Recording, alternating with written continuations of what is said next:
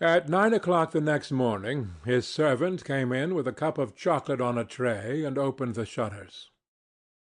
Dorian was sleeping quite peacefully, lying on his right side with one hand underneath his cheek. He looked like a boy who had been tired out with play or study. The man had to touch him twice on the shoulder before he woke, and as he opened his eyes a faint smile passed across his lips, as though he had been lost in some delightful dream. Yet he had not dreamed at all. His night had been untroubled by any images of pleasure or of pain. But youth smiles without any reason. It is one of its chiefest charms. He turned round and, leaning upon his elbow, began to sip his chocolate. The mellow November sun came streaming into the room. The sky was bright, and there was a genial warmth in the air. It was almost like a morning in May. Gradually the events of the preceding night crept with silent blood-stained feet into his brain, and reconstructed themselves there with terrible distinctness. He winced at the memory of all that he had suffered, and for a moment the same curious feeling of loathing for Basil Hallward that had made him kill him as he sat in the chair came back to him, and he grew cold with passion. The dead man was still sitting there, too, and in the sunlight now. How horrible that was! Such hideous things were for the darkness, not for the day. He felt that if he brooded on what he had gone through, he would sicken or grow mad. There were sins whose fascination was more in the memory than in the doing of them, strange triumphs that gratified the pride more than the passions, and gave to the intellect a quickened sense of joy greater than any joy they brought or could ever bring to the senses. But this was not one of them. It was a thing to be driven out of the mind, to be drugged with poppies, to be strangled lest it might strangle one itself. When the half-hour struck, he passed his hand across his forehead, and then got up hastily and dressed himself with even more than his usual care, giving a good deal of attention to the choice of his necktie and scarf-pin, and changing his rings more than once.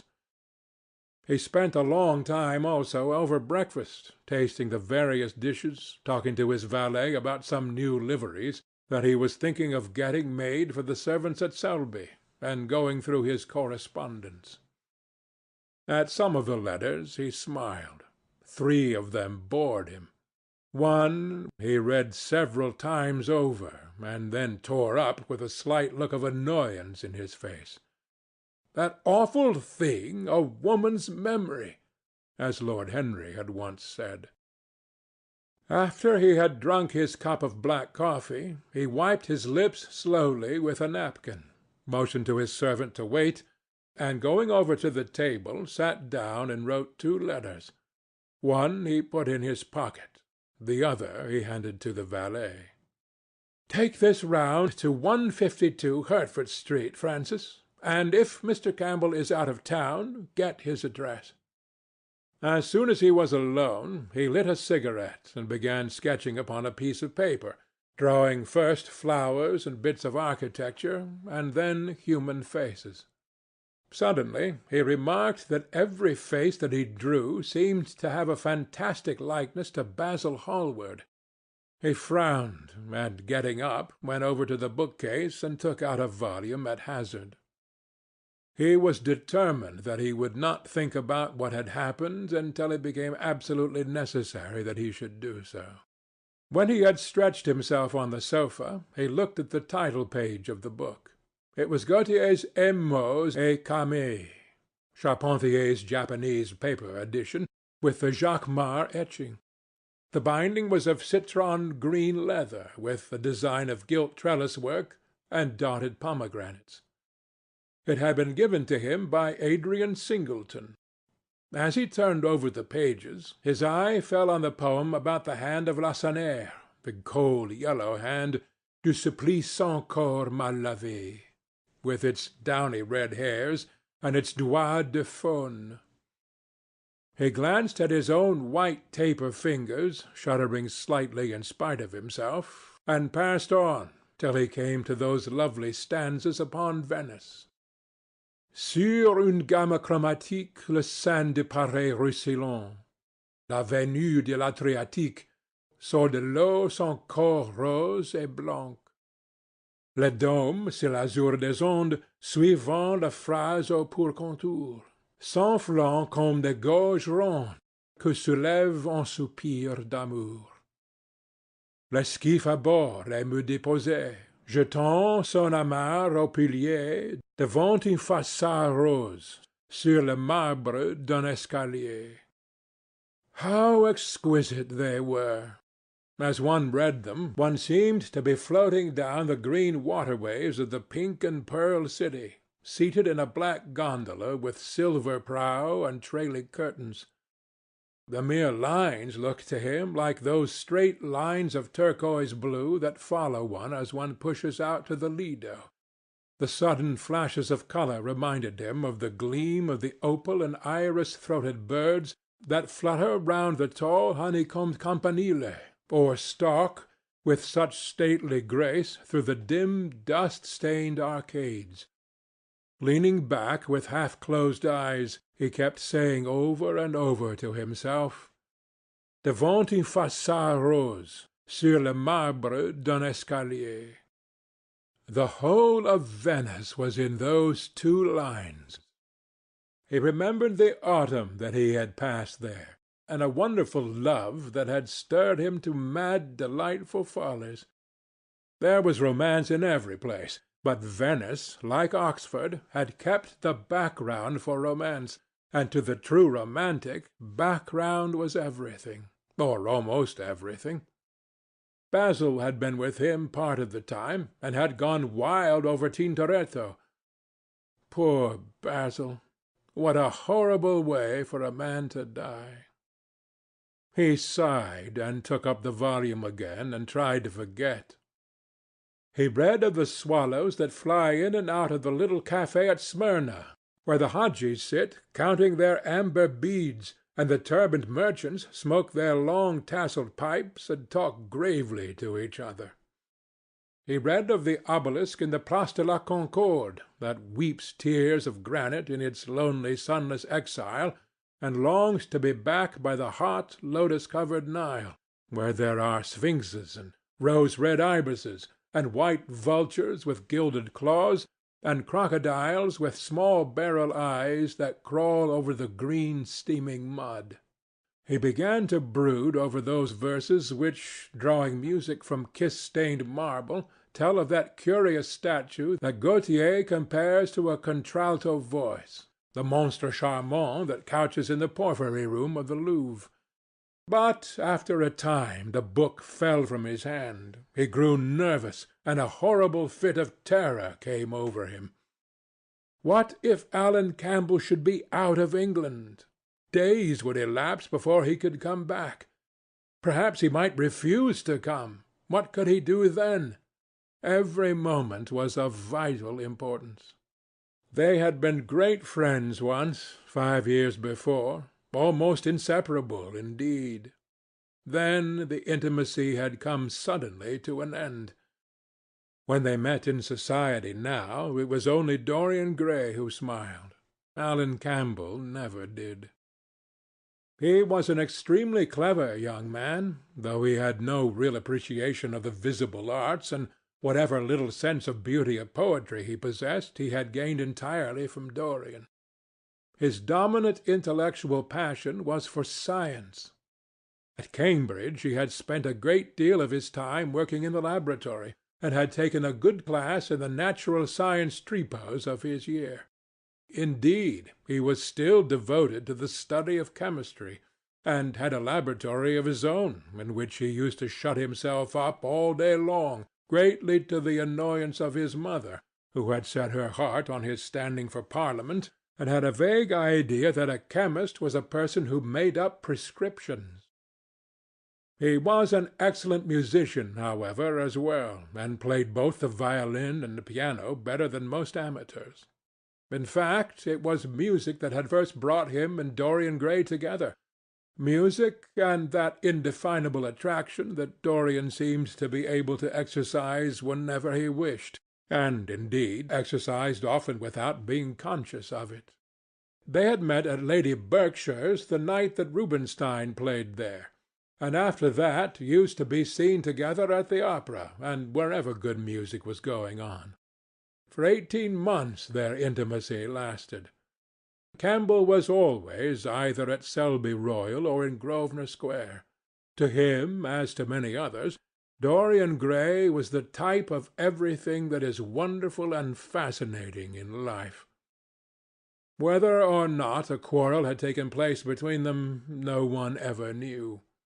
But suddenly people remarked that they scarcely spoke when they met, and that Campbell seemed always to go away early from any party at which Dorian Gray was present.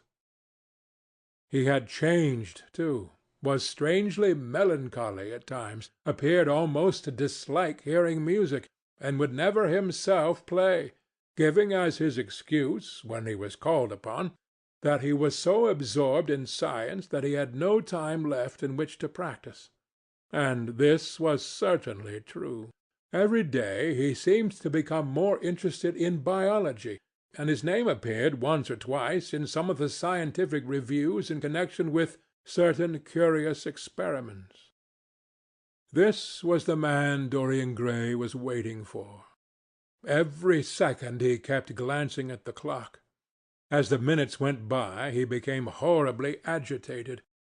At last he got up and began to pace up and down the room, looking like a beautiful caged thing. He took long stealthy strides. His hands were curiously cold. The suspense became unbearable. Time seemed to him to be crawling with feet of lead, while he, by monstrous winds, was being swept towards the jagged edge of some black cleft of precipice. He knew what was waiting for him there, saw it indeed, and shuddering, crushed with dank hands his burning lids, as though he would have robbed the very brain of sight and driven the eyeballs back into their cave. It was useless. The brain had its own food on which it battened, and the imagination, made grotesque by terror, twisted and distorted as a living thing by pain, danced like some foul puppet on a stand, and grinned through moving masks. Then, suddenly, time stopped for him. Yes, that blind, slow-breathing thing crawled no more, and horrible thoughts, time being dead, raced nimbly on in front, and dragged a hideous future from its grave and showed it to him. He stared at it. Its very horror made him stone. At last the door opened, and his servant entered. He turned glazed eyes upon him. "Mr. Campbell, sir," said the man. A sigh of relief broke from his parched lips, and the colour came back to his cheeks. "Ask him to come in at once, Francis." He felt that he was himself again. His mood of cowardice had passed away. The man bowed and retired. In a few moments Alan Campbell walked in, looking very stern and rather pale, his pallor being intensified by his coal-black hair and dark eyebrows. "Alan, this is kind of you. I thank you for coming." "I had intended never to enter your house again, Gray. But you said it was a matter of life and death."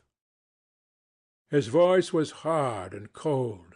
He spoke with slow deliberation. There was a look of contempt in the steady, searching gaze that he turned on Dorian. He kept his hands in the pockets of his astrakhan coat, and seemed not to have noticed the gesture with which he had been greeted. "Yes, it is a matter of life and death, Alan, and to more than one person. Sit down." Campbell took a chair by the table, and Dorian sat opposite to him. The two men's eyes met. In Dorian's there was infinite pity. He knew that what he was going to do was dreadful. After a strained moment of silence, he leaned across and said, very quietly, but watching the effect of each word upon the face of him he had sent for, "Alan, in a locked room at the top of this house, a room to which nobody but myself has access, a dead man is seated at a table. He has been dead 10 hours now. Don't stir, and don't look at me like that. Who the man is, why he died, how he died, are matters that do not concern you. What you have to do is this. Stop, Gray. I don't want to know anything further. Whether what you have told me is true or not true doesn't concern me. I entirely decline to be mixed up in your life. Keep your horrible secrets to yourself. They don't interest me any more." "Alan, they will have to interest you. This one will have to interest you. I am awfully sorry for you, Alan, but I can't help myself. You are the one man who is able to save me. I am forced to bring you into the matter. I have no option. Alan, you are scientific. You know about chemistry and things of that kind. You have made experiments. What you have got to do is to destroy the thing that is upstairs, to destroy it so that not a vestige of it will be left. Nobody saw this person come into the house. Indeed, at the present moment he is supposed to be in Paris. He will not be missed for months. When he is missed, there must be no trace of him found here. You, Alan, you must change him, and everything that belongs to him, into a handful of ashes that I may scatter into the air. You are mad, Dorian. I was waiting for you to call me Dorian. You are mad, I tell you. Mad to imagine that I would raise a finger to help you. Mad to make this monstrous confession. I will have nothing to do with this matter, whatever it is. Do you think I am going to peril my reputation for you? What is it to me what devil's work you are up to?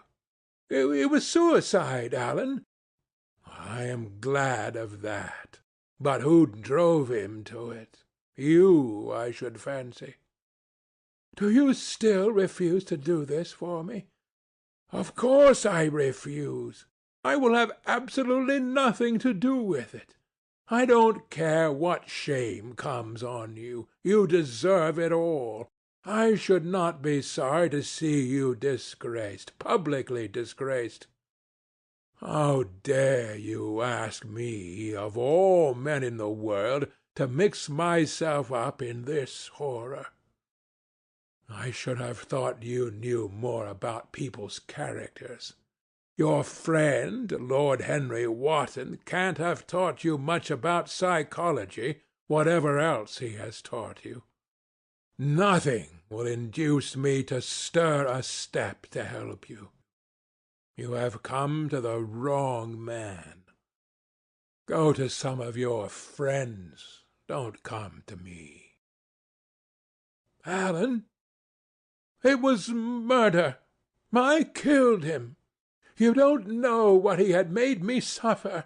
Whatever my life is, he had more to do with the making or the marring of it than poor Harry has had. He may not have intended it, but the result was the same. Murder! Murder! Good God, Dorian, is that what you have come to? I shall not inform upon you. It is not my business. Besides, without my stirring in the matter, you are certain to be arrested. Nobody ever commits a crime without doing something stupid. But I will have nothing to do with it. You must have something to do with it. Wait a moment. Listen to me. Only listen, Alan. All I ask of you is to perform a certain scientific experiment. You go to hospitals and dead houses, and the horrors that you do there don't affect you. If in some hideous dissecting room or fetid laboratory you found this man lying on a leaden table, with red gutters scooped out in it for the blood to flow through, you would simply look upon him as an admirable subject. You would not turn a hair. You would not believe that you were doing anything wrong. On the contrary, you would probably feel that you were benefiting the human race, or increasing the sum of knowledge in the world, or gratifying intellectual curiosity, or something of that kind. What I want you to do is merely what you have often done before. Indeed, to destroy a body must be far less horrible than what you are accustomed to work at. And remember, it is the only piece of evidence against me. If it is discovered, I am lost, and it is sure to be discovered, unless you help me. I have no desire to help you. I am simply indifferent to the whole thing. It has nothing to do with me. Alan, I entreat you. Think of the position I am in. Just before you came, I almost fainted with terror. You may know terror yourself some day. No, don't think of that. Look at the matter purely from the scientific point of view. You don't inquire where the dead things on which you experiment come from. Don't inquire now. I have told you too much as it is. But I beg of you to do this. We were friends once, Alan. Don't speak about those days, Dorian. They are dead. The dead linger sometimes. The man upstairs will not go away. He is sitting at the table with bowed head and outstretched arms. Alan, Alan, if you don't come to my assistance, I am ruined. Why, they will hang me, Alan. Don't you understand? They will hang me for what I have done. There is no good in prolonging this scene. I absolutely refuse to do anything in the matter. It is insane of you to ask me. You refuse? Yes. I entreat you, Alan. It is useless. The same look of pity came into Dorian Gray's eyes. Then he stretched out his hand, took a piece of paper, and wrote something on it. He read it over twice, folded it carefully, and pushed it across the table. Having done this, he got up and went over to the window. Campbell looked at him in surprise, and then took up the paper and opened it. As he read it, his face became ghastly pale, and he fell back in his chair. A horrible sense of sickness came over him. He felt as if his heart was beating itself to death in some empty hollow. After 2 or 3 minutes of terrible silence, Dorian turned round and came and stood behind him, putting his hand upon his shoulder. "I am so sorry for you, Alan," he murmured. "But you leave me no alternative.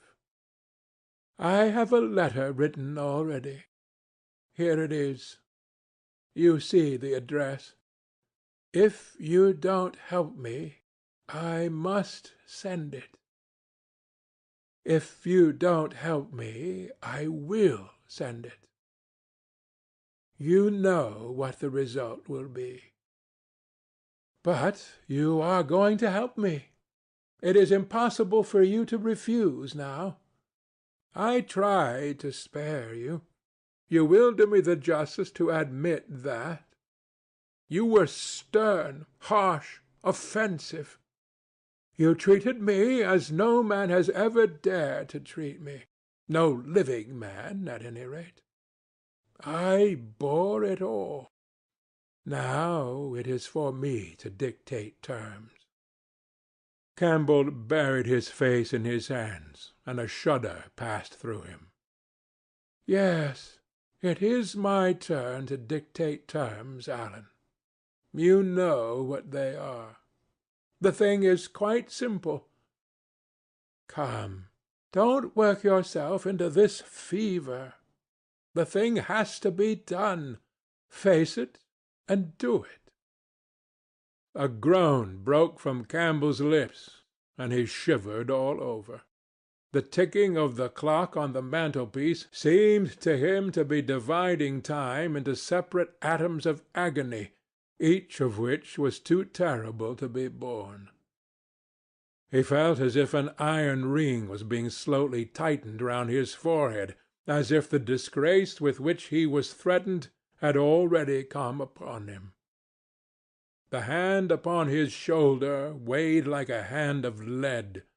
It was intolerable. It seemed to crush him. "Come, Alan, you must decide at once." "I cannot do it," he said mechanically, as though words could alter things. "You must. You have no choice. Don't delay." He hesitated a moment. "Is there a fire in the room upstairs?" "Yes, there is a gas fire with asbestos." "I shall have to go home and get some things from the laboratory." "No, Alan, you must not leave the house. Write out on a sheet of notepaper what you want, and my servant will take a cab and bring the things back to you." Campbell scrawled a few lines, blotted them, and addressed an envelope to his assistant. Dorian took the note up and read it carefully.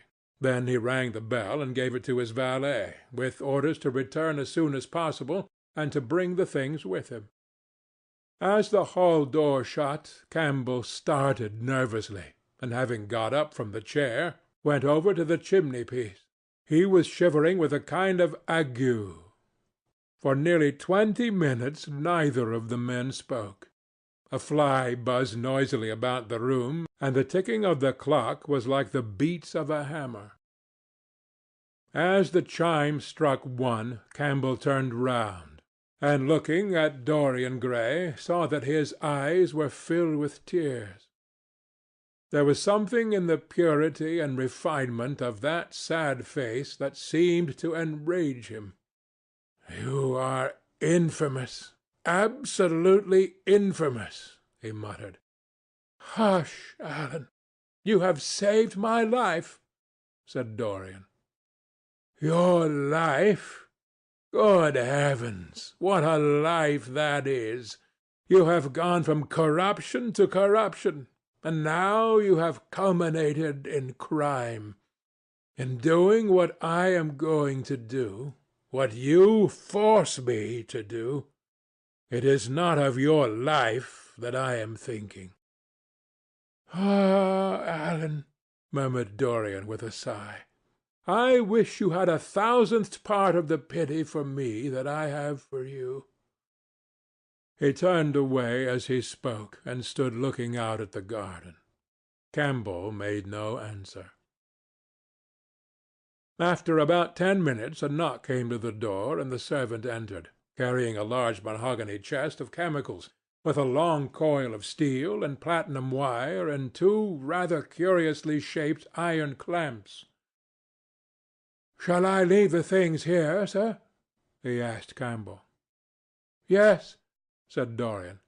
"And I am afraid, Francis, that I have another errand for you. What is the name of the man at Richmond who supplies Selby with orchids?" "Harden, sir." "Yes, Harden. You must go down to Richmond at once, see Harden personally, and tell him to send twice as many orchids as I ordered, and to have as few white ones as possible. In fact, I don't want any white ones. It is a lovely day, Francis, and Richmond is a very pretty place. Otherwise I wouldn't bother you about it." "No trouble, sir. At what time shall I be back?" Dorian looked at Campbell. "How long will your experiment take, Alan?" he said in a calm, indifferent voice. The presence of a third person in the room seemed to give him extraordinary courage. Campbell frowned and bit his lip. "It will take about 5 hours," he answered. "It will be time enough then if you are back at 7:30, Francis. Or stay, just leave my things out for dressing. You can have the evening to yourself. I am not dining at home, so I shall not want you." "Thank you, sir," said the man, leaving the room. "Now, Alan, there is not a moment to be lost. How heavy this chest is! I'll take it for you. You bring the other things." He spoke rapidly and in an authoritative manner. Campbell felt dominated by him. They left the room together.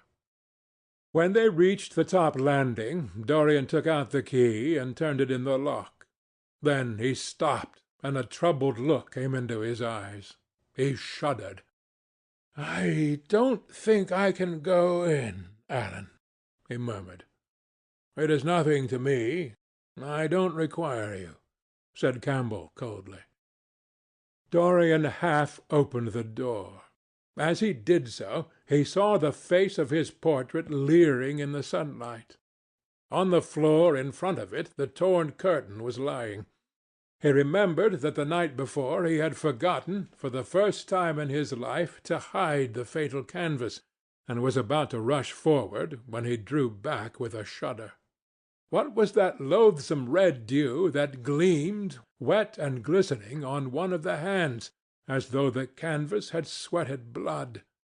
How horrible it was! More horrible it seemed to him for the moment than the silent thing that he knew was stretched across the table, the thing whose grotesque misshapen shadow on the spotted carpet showed him that it had not stirred, but was still there as he had left it.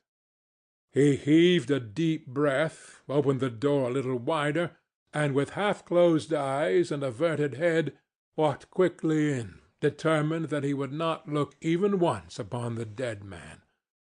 Then, stooping down and taking up the gold and purple hanging, he flung it right over the picture. There he stopped, feeling afraid to turn round, and his eyes fixed themselves on the intricacies of the pattern before him. He heard Campbell bringing in the heavy chest and the irons and the other things that he had required for his dreadful work. He began to wonder if he and Basil Hallward had ever met, and if so, what they had thought of each other. "Leave me now," said a stern voice behind him. He turned and hurried out, just conscious that the dead man had been thrust back into the chair, and that Campbell was gazing into a glistening yellow face. As he was going downstairs, he heard the key being turned in the lock. It was long after 7 when Campbell came back into the library. He was pale, but absolutely calm. "I have done what you asked me to do," he muttered. "And now, good-bye. Let us never see each other again." "You have saved me from ruin, Alan.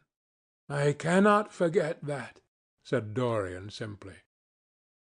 As soon as Campbell had left, he went upstairs. There was a horrible smell of nitric acid in the room, but the thing that had been sitting at the table was gone. End of chapter 14.